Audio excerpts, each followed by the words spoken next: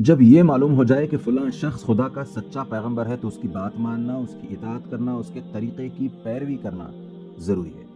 یہ بات بالکل خلاف عقل ہے کہ تم ایک شخص کو پیغمبر بھی تسلیم کرو اور پھر بھی اس کی بات نہ مانو، اس لیے کہ پیغمبر تسلیم کرنے کے معنی یہ ہے کہ تم نے مان لیا ہے کہ وہ جو کچھ کہہ رہا ہے خدا کی طرف سے کہہ رہا ہے، اور وہ جو کچھ کر رہا ہے خدا کی مرضی کے مطابق کر رہا ہے۔ اب تم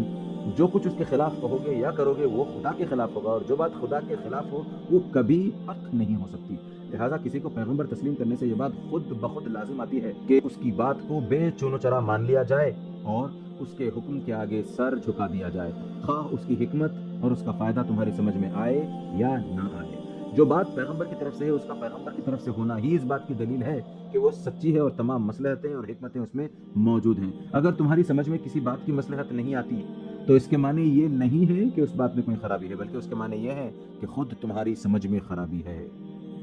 جو شخص کسی فن کا ماہر نہیں ہے، ظاہر وہ کسی فن کی باریکیوں کو نہیں سمجھ سکتا، لیکن وہ کتنا بے وقوف ہوگا اگر وہ ماہر فن کی بات کو محض اس وجہ سے نہ مانے کہ اس کی سمجھ میں وہ بات نہ آتی ہو۔ دیکھو، دنیا کے ہر کام میں اس کے ماہر کی ضرورت ہوتی ہے، اور ماہر کی طرف رجوع کرنے کے بعد اس پر پورا بھروسہ کیا جاتا ہے اور اس کے کام میں دخل نہیں دیا جاتا، کیونکہ سب لوگ سب کاموں کے ماہر نہیں ہو سکتے ہیں اور نہ دنیا بھر کی تمام چیزوں کو سمجھ سکتے ہیں۔ تمہیں اپنی تمام عقل اور ہوشیاری صرف اس بات میں صرف کرنی چاہیے کہ ایک بہترین ماہر فن کو تلاش کرو۔ جب کسی کے متعلق تمہیں یقین ہو جائے کہ وہ بہترین ماہر فن ہے تو اس پر تم کو کامل بھروسہ کرنا چاہیے، پھر اس کے کاموں میں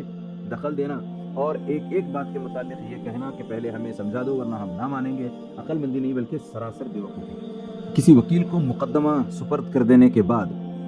تم ایسی حجتیں کرو گے تو تمہیں اپنے دفتر سے نکال دے گا۔ کسی ڈاکٹر سے تم اس کی ایک ایک ہدایت پر